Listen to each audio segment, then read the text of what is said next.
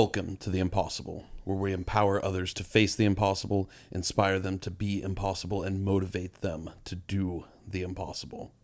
I'm Matt, and once again, so thankfully, back in the studio with my brother, Austin Douglas, to kick off a new year of impossible, a new journey and endeavor of the impossible, and most importantly, capturing a sense of renewal, as he has quite literally recreated himself physically, mentally, emotionally, and spiritually, in all the ways that we so often chase and define and search for recreation in all of these manners. Because at the end of the day, our message, as we've said so many times before, is about being impossible. It's about creating that version of yourself who could not and should not and would not have otherwise existed. Because that's the person that will ultimately do the impossible. And when you show up every day enveloped in the process of creating that person, it makes your results, your goals, everything you chase inevitable. And consequentially, that's what we're going to chat about a little bit today, because this is a time of year where a lot of people have goals. A lot of people are experiencing a sense of renewal. They're experiencing this feeling of, this is going to be the time. This is going to be the time I do these things, I chase these things. It's the time of these resolutions. And it's a very, very back and forth camp. There's a lot of people who, chase these resolutions every single year coming off of the holidays and into the new year. There's a lot of people who say the pursuit of that is garbage and it needs to happen 2 months ago. And I think there's a lot of positivity and insight from both camps. So our goal today is to try to find a balance, but go much, much, much deeper than either of those two camps go, and to really find this true sense of renewal within oneself. What it takes to truly chase something that is impossible for you, something that puts a little bit of fear into you, something that's going to take failure along the way. And most importantly, something that requires true sacrifice of one's current self to become, to create, to build, to embrace that new self that we are chasing. So with that, I'm going to turn it over so gratefully to my brother, Austin Douglas, to kind of chat about where he is in his process of battling what I would guess is probably the most impossible thing you've ever faced. The greatest impossible in your life thus far. Without question it has been. And at this moment, we haven't had blood work this week, which is my fault. But I'm feeling fantastic. I've been able to work with this time is recovery, but it's also time for acclimation for my immune system to get used to the things that I want to be doing and should be doing, and getting used to being in public again. So when we talk about renewal, for me, in terms of my immune system, renewal is the definition of where I'm at in this moment. I have a brand new immune system. It has seen only a month's worth of activities and germs and bacteria and the whole lot. And so this time here that I have off, it's time to really buckle down. I would say in terms of the recovery side, nutrition is very heavy to focus back into. something that I had kind of during the chemotherapy regimen and during the transplant, I was more focused on simply intaking calories. Now I need to get back and focused on what those calories are and macros and the whole lot, both the nutrients and electrolytes especially. I have to regain my and refocus with what I want to do with nutrition, and that's the biggest part of my recovery that I'm looking at.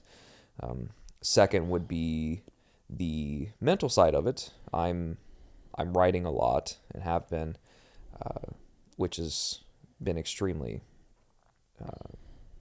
therapeutic, I can say, for this process, and I look forward to continuing to do so. And it's really helped clear some of the clouds that the transplant has sort of forced upon my view and my vista. And so this has really helped. And ultimately, getting out into public and not staying in the house that I'm currently in for this period. I get outside, I go walk, I go up to town for a coffee, I go to the grocery store. These are things that I need to make sure that I get back into the groove of, not only for my sanity, but also for the acclimation of my new immune system. So again, my immune system is brand spanking. I have the immune system of a baby right now in terms of the timeline of it. And so, like I said before, everything is new for me. Everything is new for my immune system. I need to find a way and experiment with how I approach that setting, because there is, of course, many ways for me to go overboard with it and overstimulate it and put it into overdrive, and that's not necessary. But at the same time, like this morning, we went to Monsters. We put in a really fantastic bench session. I feel fantastic because of it. And I think there are two big takeaways that we have from that. One is that I got in there and I got some movement in. I have to admit to you all that I have not been active. I've gone out and walked, but with the transplant, my hemoglobin tanked. The lowest point was 7.4, I believe, which caused the not even quarter-mile walk from the parking garage to where I check in for treatment to be an absolute marathon. Yeah. Absolute marathon. Breathing heavy, walking the same speed as my mother, which is definitely not the case when I'm feeling good. I'm typically, sprinting beyond her. And so having that kind of fight over this past month has really torn at me, caused a little bit of frustration, but again,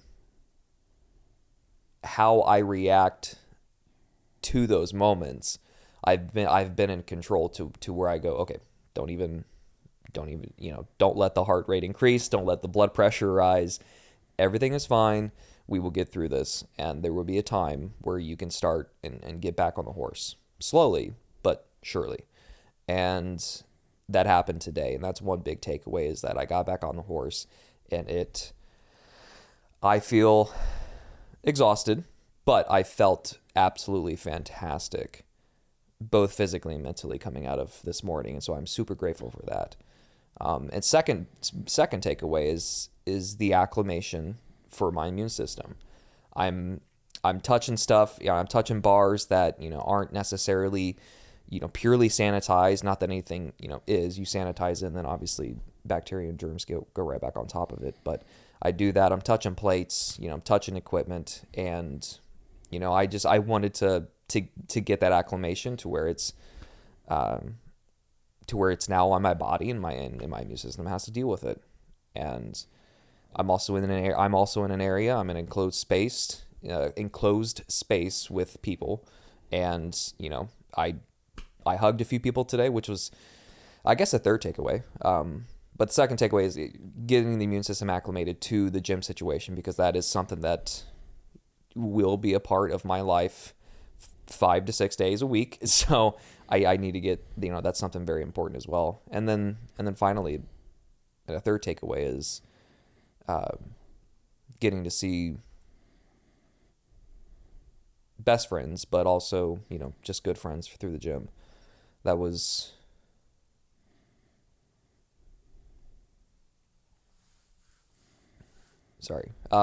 that was a nice relief. I needed that more than what I thought. I really needed to see the gang, see everyone, and that was really big for me. So when we talk about renewal for me in this moment, it's not only a renewal of things physically and within my body, but it's also renewal in terms of where I'm at in my headspace, and where and how and why I get to look forward to where I'm going from here. It really is something that, as I've said in a previous podcast, I so look forward to waking up the next day. And that is a change that I've been able to implement in these past few years that really, really excites me. Yeah. So it's crazy how sometimes the mind and the spirit is most it can be so easily accessible through the body, and you mentioned a couple different examples of that there. One of them being trading, just how going out and doing something physically hard, physically challenging, and overcoming that and pushing yourself further than maybe you'd initially imagined. Mm-hmm. How that just kind of opens up this window into the mind and the spirit, and kind of fueling that sense of internal renewal. And then also how just being able to be physically close with people you love and cherish and deeply respect, mm-hmm. how that kind of opens up a whole new kind of portal into seeing your own mind, into seeing your own spirit, into reflecting into this new journey that you're on in so many different pathways. And I think that's why we've always held physical training of some degree, some variety, in such high regard, mm-hmm. because ultimately, like we've said it 1,000 times before, neither of us are the most genetically gifted specimens. In fact, we're quite on the opposite end of that spectrum if you consider the bouts of cancer that we've had to repeatedly go through. Yeah, a lot of all that aside, we're not up there. No. So I've always wanted to play in the NBA. Yeah. You got the Cavs for it. I do. That'll get me through. But so, it's never been like physical prowess. While it's certainly a pursuit of ours, it's always been more of kind of a personal war we wage, rather than, I'm trying to be the best in the world at this one physical thing. That's never really been our goal. And not that there's anything wrong with chasing that goal. We have a lot of friends, colleagues, people we associate with who are chasing goals like that. And I have nothing but deep admiration and respect for those people, because mm-hmm. to put everything you have on the line like that and face that challenge, that competition, especially against other people, that takes a lot. It really takes a lot. But what we've always chased, because it's the one thing that I think we do kind of have a natural gift in, I think we've got a natural leaning toward it. And then I also think that our experiences in life have, more or less forced us to find a way to adapt and overcome and succeed. And that way has been through unlocking the power of the mind and the power of the human spirit in consequence. And so for us, we have to find these different tools, these different levers, these different ways to, how do we not just manipulate the mind, but how do we use the mind? How do we gain control over it and take it to certain places at certain times so that we can bring forth a version of ourselves who should not be able to perform in such a manner that we do. Whether that's on the platform under the bar, whether that's in a chemo chair, or whether that's chasing one of the highest pursuits we now are in spreading this message through every channel that we offer. And a big one of those is physical, because it is a very easy entry point. It's very easy in comparison to force yourself to go to the gym, especially when it's something that you enjoy, like we do. If you're somebody who enjoys running, it's generally fairly easy in comparison to go out and start a run. Yet when you allow yourself to be mentally, emotionally, spiritually open to what can come from that, being in that challenge and opening yourself up to the potential of what you can achieve in those manners, just that small physical action opens you up to quite a vast world of potential. And I think in any state of renewal, and especially in your state and so many of all of our states right now, the reason that this is such a magical time is the exact same reason that Austin and I chase everything we do. And it's because it all comes down to potential right now.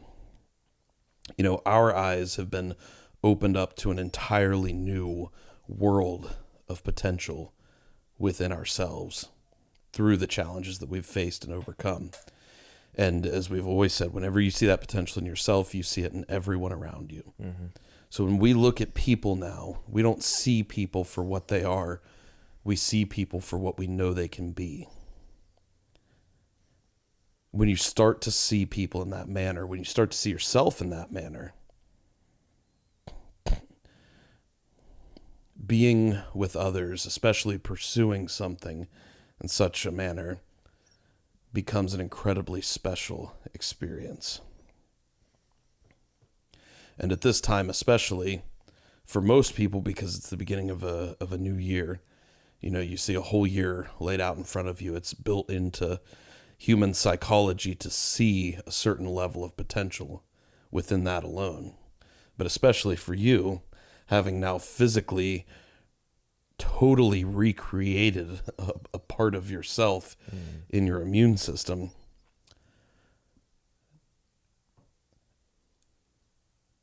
and having gone through the mental, emotional, and spiritual journey of having to recreate someone who was strong enough to overcome that in the day-to-day challenge and suffering and sacrifice and pain.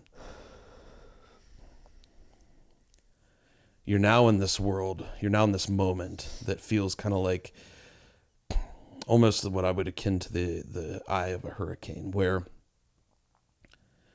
there's just this calm for a moment, where before you is this endless world of potential, where you have so much opportunity you can chase.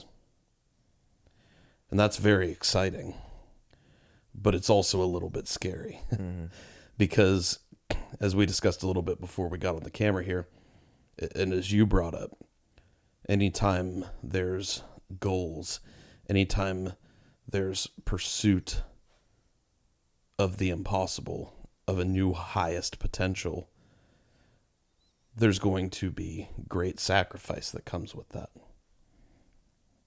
Because in order to recreate this new person, in order to build this impossible version of yourself, there's some parts of your current self you're going to have to let go of. Now, generally, those are good things to let go of, because this whole process of life comes down to this continual rebuilding, recreation, redefinition of yourself, and finding the very highest, purest parts of yourself and letting go of those parts which continually undermine you and hold you back. And that's, again, why we go to the be impossible of it all, because it's a daily, hourly process. Something you've got to continually hold yourself to on a very regular basis. You've got to build a habit of it. You've got to build consistency with it.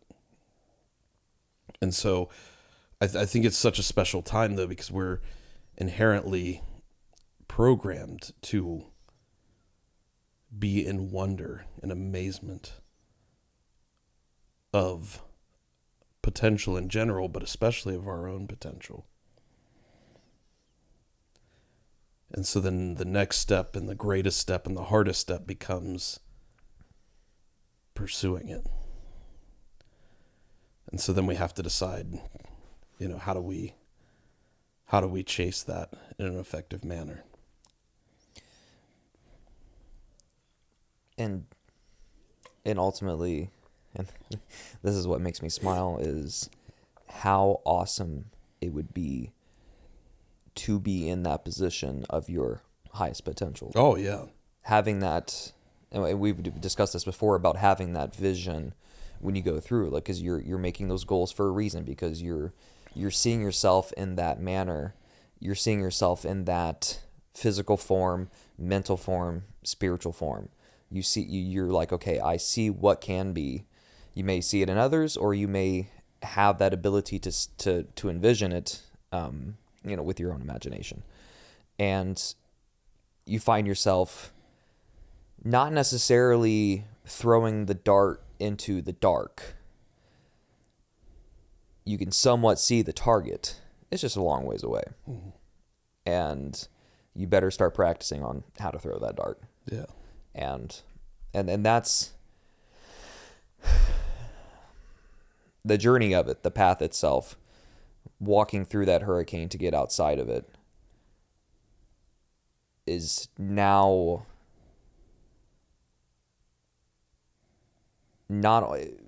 for me, it is not only what I've realized is required for you to obtain those goals. I've come to love that journey. I've come to embrace it and know that once the storm's over, I will be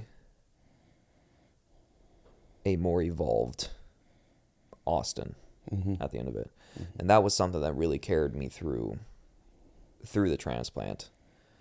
The chemo before was rough, but I feel that the amount of preparedness that I had instated was probably the most and the best that I could have done, that we could have done going into the transplant.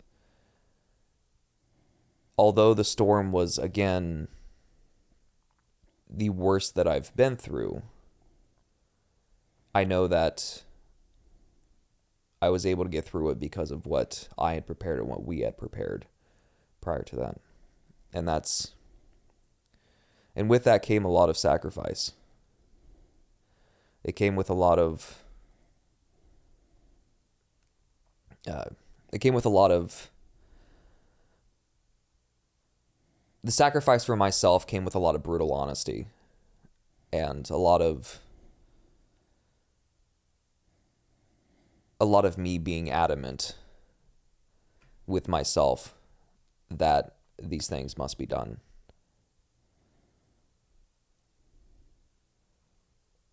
And the things that I sacrificed, as you mentioned there, are things that a lot of them are good that you're getting rid of them, but some things are very, very, very difficult to let go, and it almost feels like it doesn't want to let go, and you don't know how to rid of it from yourself. And ultimately what I found is, and it's something that Jordan Peterson talks a lot about, is the, like, in order for you to get through hell, it's going to burn. It's going to burn. And ultimately I used fire, or the flame, searing through me as a sort of metaphor, and for what I wanted to accomplish with those sacrifices, what I wanted to accomplish towards my goals, not the goals themselves, but the journey on it. I realized what was required, and that was that I had to burn off a few things, a few very personal things that have haunted me for a very long time, for as long as I can remember.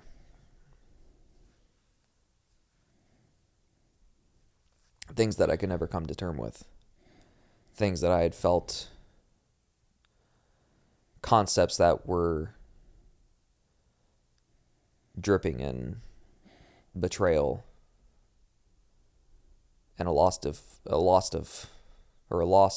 faith in humanity through experiences that I'd had. And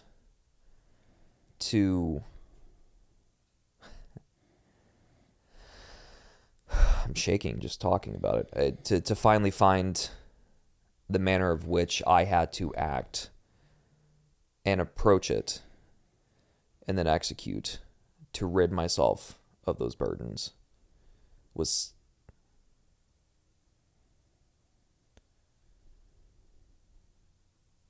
stressful, but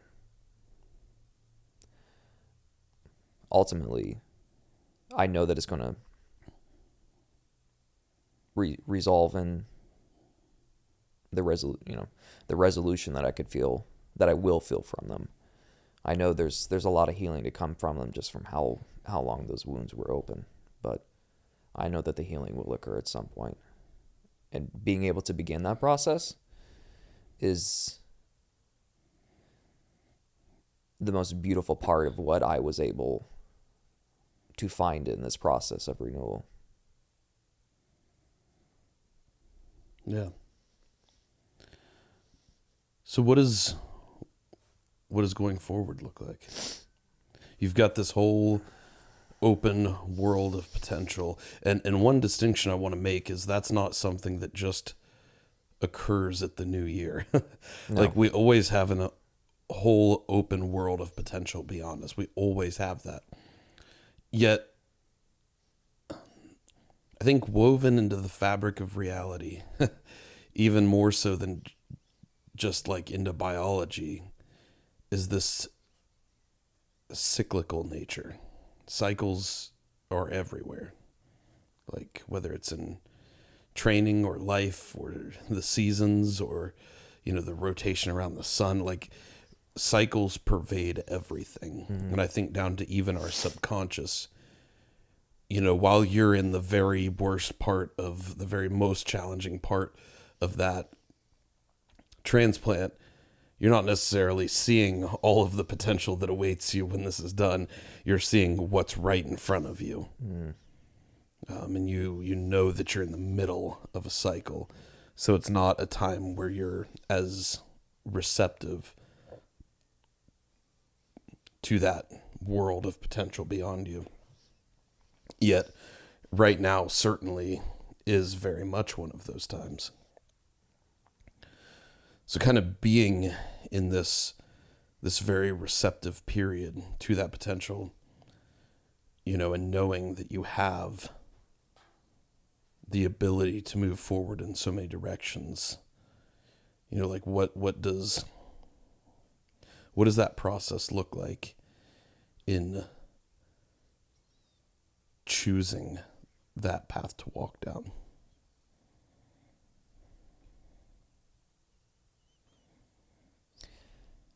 It looks more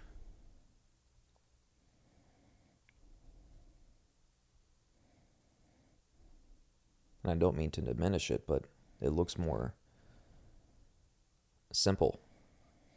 It looks a lot less complicated. It's bright.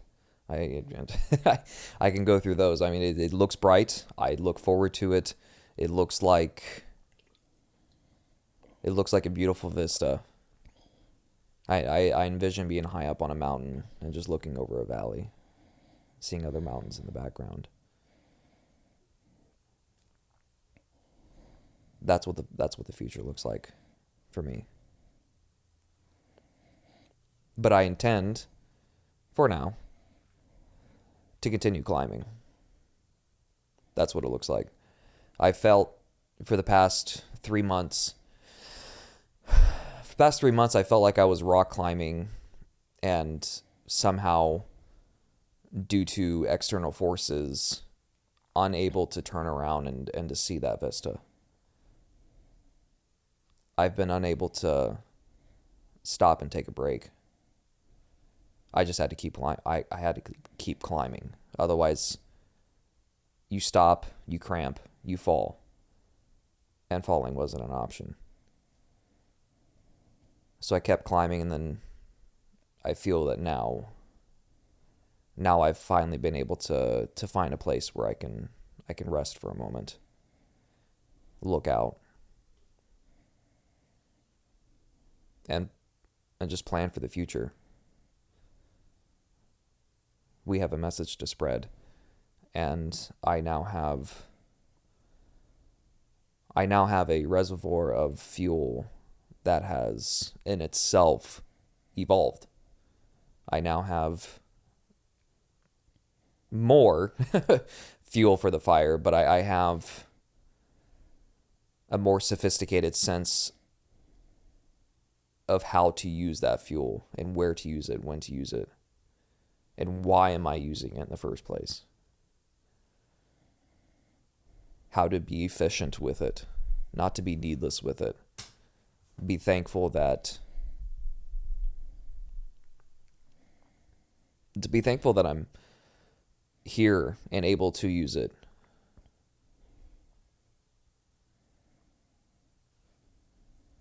Realizing that just being so close to death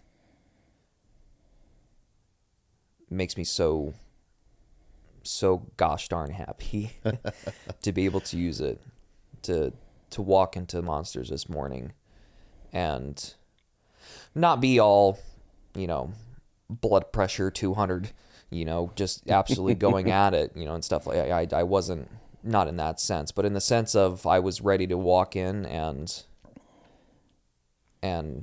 put some sets in, get some reps in, and just have an absolutely bloody good time. And that's how the future looks for me, is to work more efficiently, to be more efficient with my time, but ultimately enjoy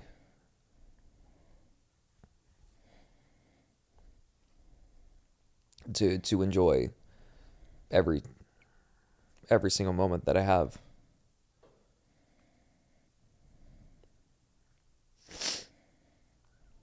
So, yeah. Life's beautiful. It is.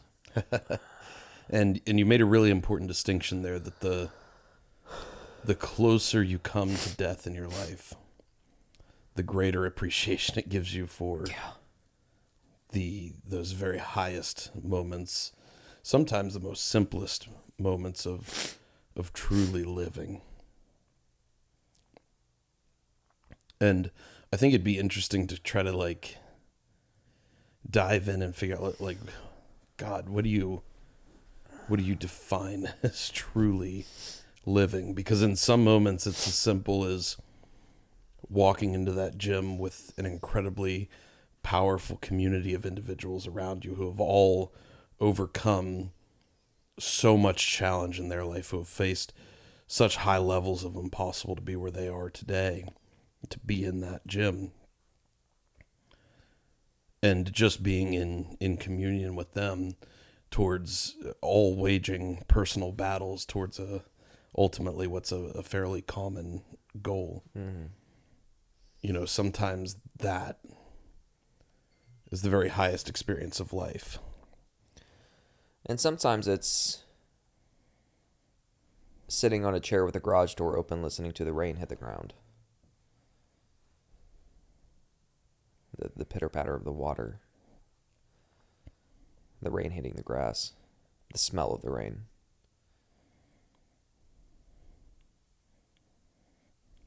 That is also something that I've always loved, but I've come to realize that those moments are just as powerful. Mm-hmm. And what's interesting about both those definitions is that both of those are a moment that you can truly get lost in. Mm. Like, you're not thinking about what's to come. You're not thinking about what has been. You're just allowing yourself to experience every minute beauty of that moment.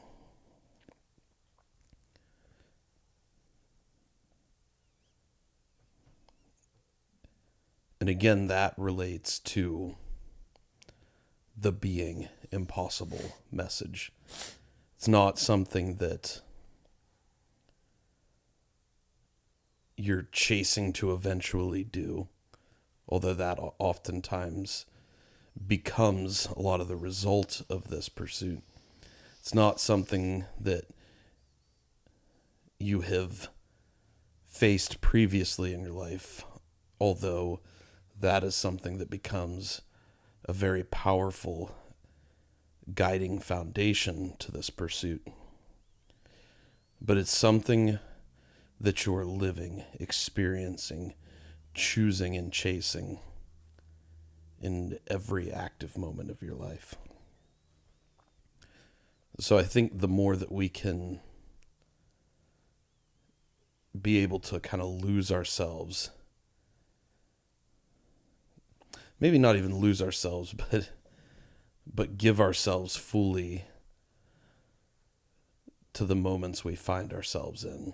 Yeah, it's very proactive. Yeah. The act itself. Yeah. Because we get so focused on the future sometimes, and what is to come and what we're trying to will to create, that we forget to focus on what we're doing right now to make that happen. And every future outcome only exists in the power of this moment. So the more we can kind of arrest ourselves from that focus on manufacturing some future outcome, and instead focus on the beauty of this moment where we are creating the person, creating the individual, creating the mindset, creating the spiritual state, creating the emotional state, creating the physical state that will determine that outcome. I think the closer we get to experiencing that highest beauty of life. It's a deep conversation. It's a very intense place to go, but that's where we like to go with a lot of these discussions. It's where we have to go. Yeah. Because, we've both been now in situations where we were a hair's breadth from death's door. Yeah.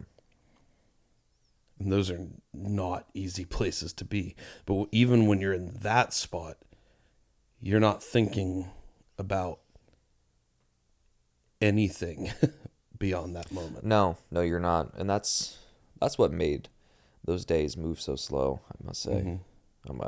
I'll comment further on that in the parts unknown, but those days were just, they went by so slow.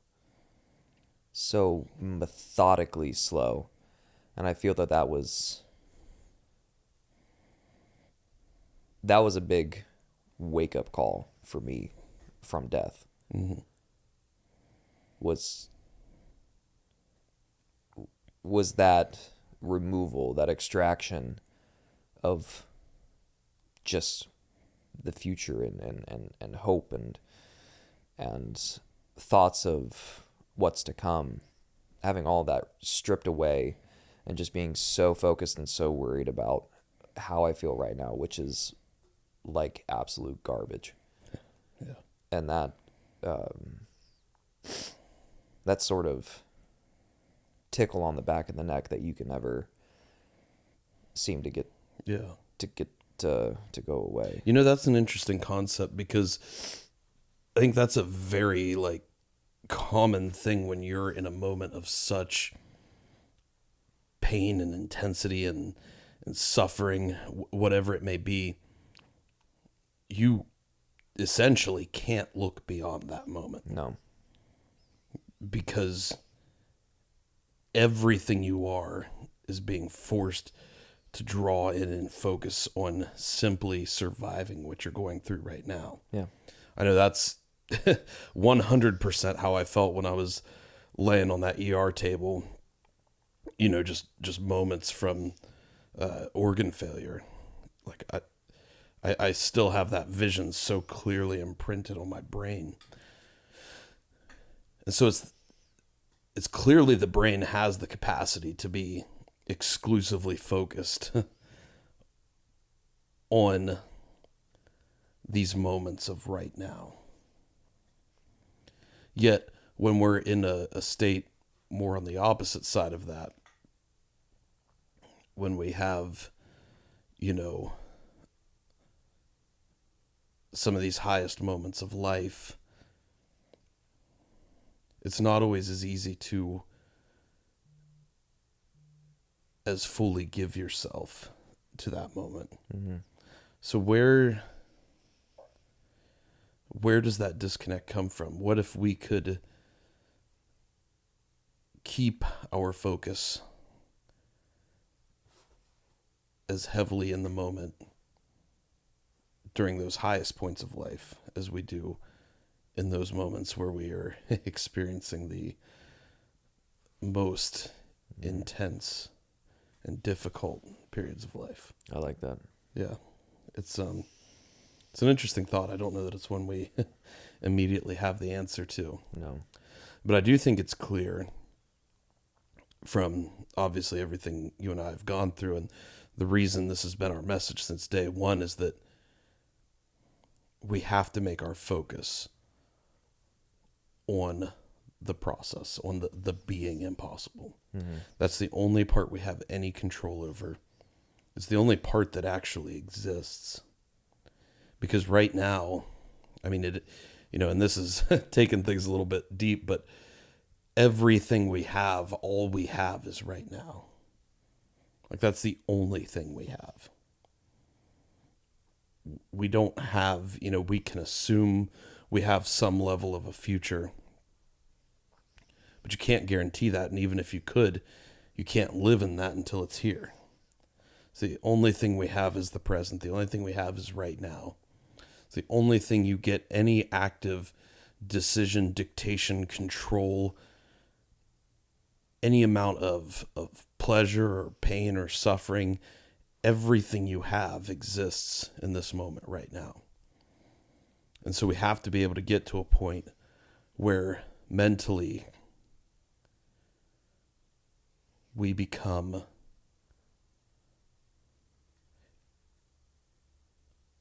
or we give ourselves more fully to this moment of right now. Because that's ultimately what's going to create those outcomes we desire. That's where we're going to create the version of ourselves, the person who will do the impossible inevitably, if we keep living and keep giving ourselves fully enough to this moment of right now, and making the sacrifices that we need to make in order to achieve the goals that we see. And not just making the sacrifices, but creating the actions. Mm-hmm. There's kind of two parts to that equation, Yeah. I think. And, ultimately when those moments come where we achieve those outcomes that we want, where we do the impossible, usually that specific achievement is not nearly as gratifying as the knowledge and the insight and the perspective of who you created along the way. What you gave, what you sacrificed, what you endured, what action you took in pursuit of that outcome. That's By being yeah. impossible. Yeah, like when I think back to the marathon of that entire journey of 2023, a entire year's long journey, rarely is it that I think back to the moment or to running that specific race. Everything for me is, when I reflect back upon it, it's everything that went into that year's journey. There are a lot of times I reflect back on the finish line, but it's not for me. No. It's 100% for JD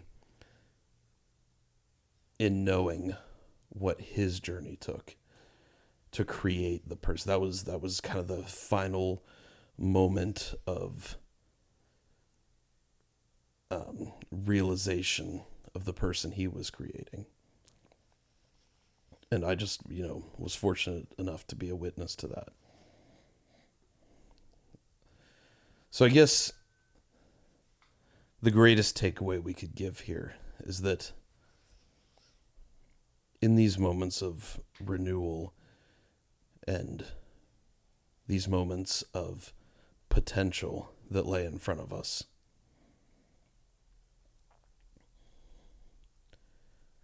realize that all change, all potential, all pursuit of the impossible exists in what you're doing right here, right now. Because these decisions, these actions, these pursuits, these sacrifices are directly what is creating the person you want to become, the impossible version of yourself who will inevitably do the impossible. I love it. And we're so thankful to have had you guys on this journey for a year and a half now. Yeah. Over that. Mm-hmm. We have a lot of very exciting things coming for 2025. Yes. We are kind of turning our focus, our main focuses with this message, to be our media outlets, and first and foremost this podcast and this show, because we found it's really our most effective means of spreading this message. And we couldn't do that without each and every one of you.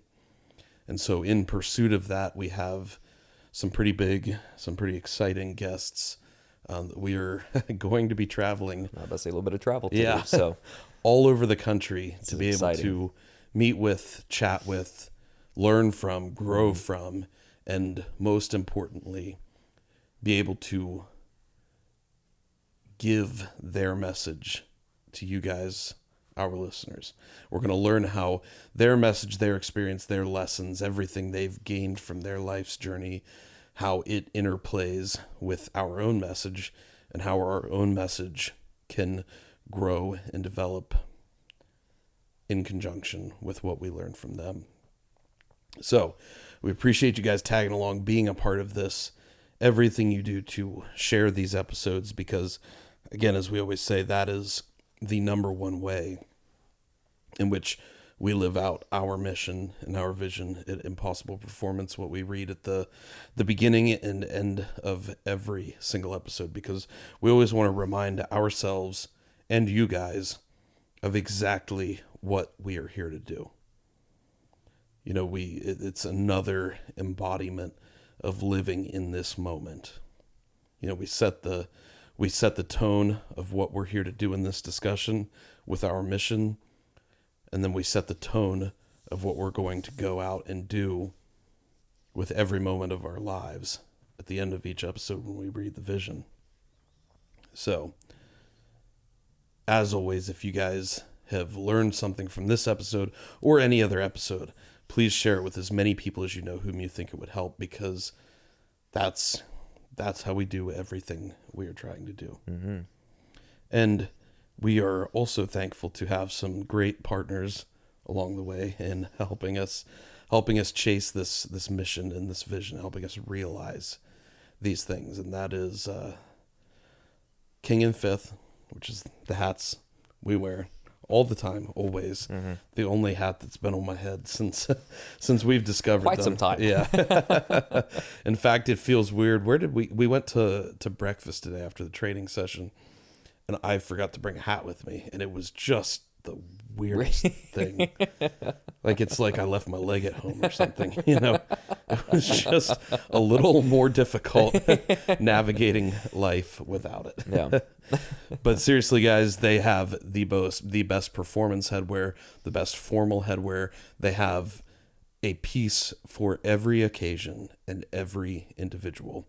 They've really gone above and beyond, more than any other company, to truly make quality headwear accessible and functional for every person in every situation. So please, links in the description, the show notes. Check out King and Fifth. Use code Performance10, get yourself 10% off. And, you know, it helps this show. It helps you in your pursuit of the impossible. And it helps King and Fifth grow and spread their message, which is very akin to ours. Same as Kenetik. Mm-hmm. Yes. And Kenetik is, if you guys haven't heard about ketones, you need to look up ketones. We know, especially if you're one of our people who's in the gym, you know protein, fats, and carbs. Those are the three macronutrients that drive all energy production that our bodies create. Yet there are other molecules from which we can draw energy. One of those is ketones. Ketones are fatty acids. It's kind of a subset of the fat macronutrient, but they are specifically fatty acids that are created in a calorie and carbohydrate deficit to allow your brain to have adequate fuel. There are some people who believe that ketones are actually a preferred fuel source for your brain, even over carbohydrates. You know, I don't know that I'm scientifically qualified to make that claim. Yet what I do know is ketones are a powerful fuel source for your brain. Mm-hmm. They allow your brain to operate at a heightened status without the presence of caffeine, without the presence of even things like nicotine or carbohydrates. They're a great way to start your day in the morning, especially if you like to wake up early and get some heavy brain power work done, as I know we all like to do. And Kenetik is a truly unique company because they're trying to revolutionize the world's view of ketones, similar to how the world's view of protein has been revolutionized in the last 10 years. There's more people focused on and talking about protein than have ever been before. Mm-hmm. And they want to do the same thing with ketones. So they have made a ready to drink product that is 100% caffeine free, 100% sugar free, 100% free of any sort of artificial dyes or flavorings or colorings or sweeteners. They truly make a great tasting product that is fantastic. Yeah, it's real. It's good for your body. So good. It's good for your brain. And it supplies 12 grams of a patented blend of ketones that, I mean, you just got to try it out for yourself, because They're good. we hardly go a day without it anymore. Yeah. You see us drinking it on the podcast because it helps fuel our brains in some of these In some of these moments, these more intense discussions where we're really trying to unravel the truths of the human mind and the human spirit. And then for editing and production side, it's so helpful for us off camera too. Yeah. I mean, it is so beneficial. And beyond even that, it drives a great deal of performance in the gym. You talk to any really high level endurance athlete, odds are they are fueling with both carbohydrate and ketone, because their goal is to supply their body with as much usable energy as humanly possible. And yet that mindset does not always get carried over as quickly and as readily to the world of strength sports. Yet I think it is one of the greatest areas of untapped potential for strength sports is proper balanced fueling. I see in the endurance world where they have taken it to the nth degree and tapped into it so heavily. And I just don't see that same level of focus in the world of strength sports. But I'm telling you, I have started mixing ketones and carbohydrates in fueling of my strength sport performance, and it has made a world of difference. Having put on nearly 100 pounds to my squat in the last year is largely driven because of that. So go online, check out Kenetik, phenomenal company to work with, phenomenal people, and we're hoping to bring you some more content here soon in partnership with them, because it's a company we believe in, and we believe in their mission to be able to revolutionize human mental and physical performance in the pursuit of the highest potential. Their link is also in the show notes, and you can use code impossible to get yourself a nice little discount. So, brother, I think that's all I've got for today. Anything else to add for everyone going forward in this time of renewal? In time of renewal, remember that you can become the greatest you. You have that potential laying inside. All you have to do is be willing to put the work in to find it. And my gosh, that process is such a good time. Yeah, absolutely.